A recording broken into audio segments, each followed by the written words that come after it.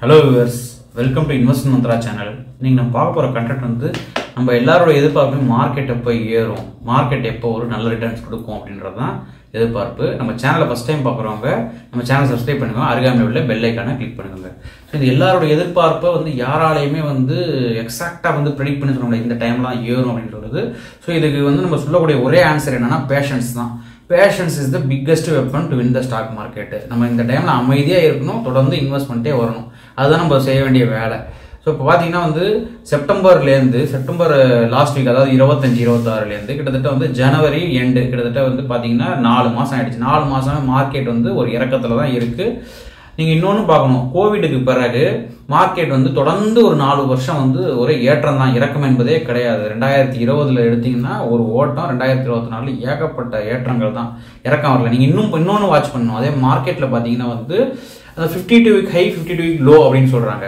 இந்த மார்க்கெட்டில் வந்து நிஃப்டி 50 இருக்கட்டும், இல்லை சென்செக்ஸாக இருக்கட்டும், எதுவுமே ஒரு இல்லை மிட் கேப் இண்டெக்ஸாக இருக்கட்டும், ஸ்மால் கேப் இண்டெக்ஸாக இருக்கட்டும், எதுவுமே வந்து ஒரு 52 வீக் லோவுக்கு போகவே இல்லை. அதாவது அந்த லாஸ்ட் 1 இயரில் அந்த லோ என்ற பாயிண்டே தொடல. இப்போ பார்த்தீங்கன்னா கூட வந்து இந்த 7 மந்த் லோ 8 மந்த் லோன்னு தான் இருக்குது.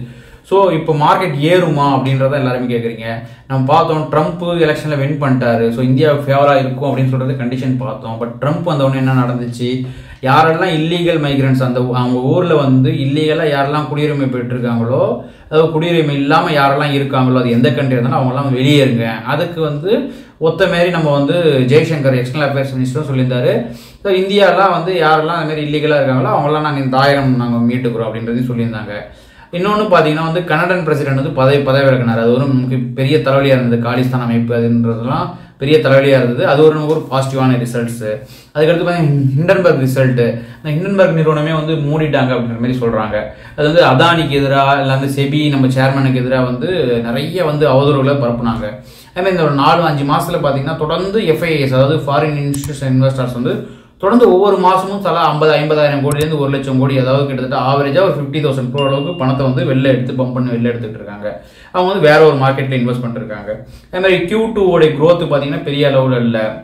அது மாதிரி Q3 growth, அதாவது ரிசல்ட்ஸ் எப்படி வந்திருக்கு அப்படின்னு பார்த்தீங்கன்னா வந்து இது வரைக்கும் வந்து ஒரு 227 கம்பெனிஸ் வந்து ரிசல்ட்டை வெளியிட்டிருக்காங்க. அதில் பார்த்தீங்கன்னா ஒரு 120-130 கம்பெனி வந்து பாசிட்டிவ் ரிசல்ட்ஸ் தான், பாசிட்டிவ் ரிசல்ட். பட் ஆனால் இப்போ பார்த்தீங்கன்னா இந்த growth வளர்ச்சி என்பது வந்து சிங்கிள் டிஜிட்டாக இருக்கு. 1%, 2%, அப் டு 9% சிங்கிள் டிஜிட் தான். இது நிறைய கம்பெனிஸ் வந்து less than 5%, 4%லாம் கொடுத்துருக்காங்க. அது ஒரு பெரிய வளர்ச்சி நம்ம சொல்ல முடியாது. குறைந்தது ஒரு 2 இலக்கு வளர்ச்சி, 10% growth ரேட்டு, ஒரு 15% growth ரேட்னா ஒரு எக்ஸ்ட்ரானியாக இருக்கும். ஸோ அந்த கம்பெனிஸோட ரிசல்ட்டும் பெருசளவுக்கு இல்லை. ஸோ இப்படி பார்க்கும்போது GDP டேட்டாவும் வந்து பார்த்தீங்கன்னா வந்து லாஸ்ட் கிட்டத்தட்ட 16-17 குவார்ட்டர்ஸில் வந்து ஒரு மிக குறைவான ஒரு GDP டேட்டா.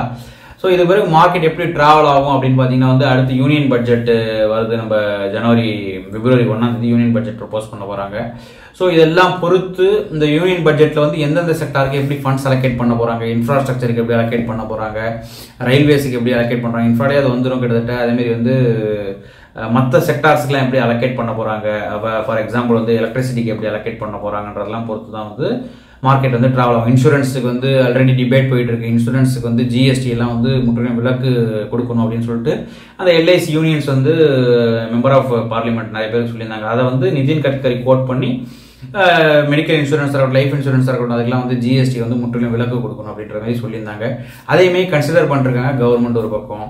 மேபி வந்து டேக்ஸ் ஸ்லாப்ஸ் எப்படி ரைஸ் பண்ணலாங்களா அப்படின்றதையும் டிஸ்கஸ் பண்ணுறாங்க. என்னை பொறுத்த வரைக்கும் டேக்ஸ் ஸ்லாப்ஸ் மாற்றுறதுக்கான வாய்ப்புகள் இல்லை. அவங்களுக்கு டைரக்ட் டேக்ஸ் ரெவன்யூ வந்து ஏறினாலுமே வந்து அரசாங்கம் வந்து நிறைய ரெவன்யூஸ் வந்தால் தான் அவங்க நிறைய நல்ல திட்டங்களையும் செய்ய முடியும் அதே சமயத்தில்.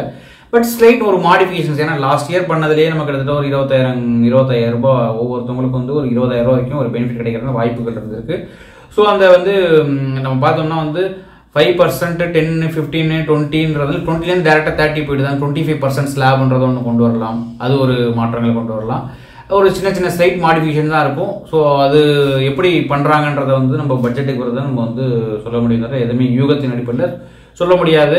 அதேமாதிரி வந்து கார்பரேட் டேக்ஸ் என்ன ரெடியூஸ் பண்ணுறாங்களா, அதே அளவு கண்டினியூ ஆகுதா, மற்றது எல்லாமே short term capital gain tax, long term capital gains இன்னும் என்னென்ன கொண்டு வர போகிறாங்கன்றதெல்லாம் வந்து பொறுத்து வந்து தான் பார்க்கணும். மார்க்கெட்டை பொறுத்த வரைக்கும் வந்து என்னை பொறுத்த வரைக்கும் வந்து நம்ம இப்போ வந்து அமைதியாக இன்வெஸ்ட் பண்ணிக்கிட்டே இருக்கணும். ஆனால் இப்போ நம்ம இன்வெஸ்ட் பண்ணதை விட்டுட்டோம் அப்படின்னா நம்ம வந்து ஒரு ரிட்டர்ன்ஸை பார்க்க முடியாது. ஆனால் மார்க்கெட் டவுனில் இருக்குது, இன்வெஸ்ட் பண்ணுங்க. குறைந்தது இன்னொரு 3 மாதத்துக்கு காலத்துக்கு அட்லீஸ்ட் ஒரு ஏப்ரல் ஜூன் வரைக்குமே மார்க்கெட் பெருசாக ஏறதுக்கான வாய்ப்புகள் இல்லைன்றதை நம்ம பார்க்கணும்.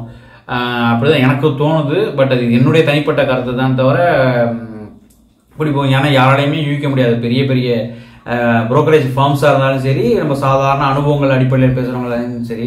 ஸோ அதனால் வந்து கொஞ்சம் பொறுமையாக நம்ம இன்வெஸ்ட் பண்ணிட்டே வாங்க. இன்வெஸ்ட் பண்ணால் வந்து கட்டாயமாக ரிட்டர்ன்ஸ் கிடைக்கிறது வாய்ப்புகள் இருக்குது. எதுவாக இருந்தாலும் நான் ஒரு செபி ரெஜிஸ்டர் அனலிஸ்ட் கிடையாது. அதனால் உங்களுடைய ஃபைனான்ஷியல் அட்வைசர் யார் இருக்காங்களோ அவங்கள்ட்ட டிஸ்கஸ் பண்ணி நீங்கள் இன்வெஸ்ட் பண்ணுங்கள்.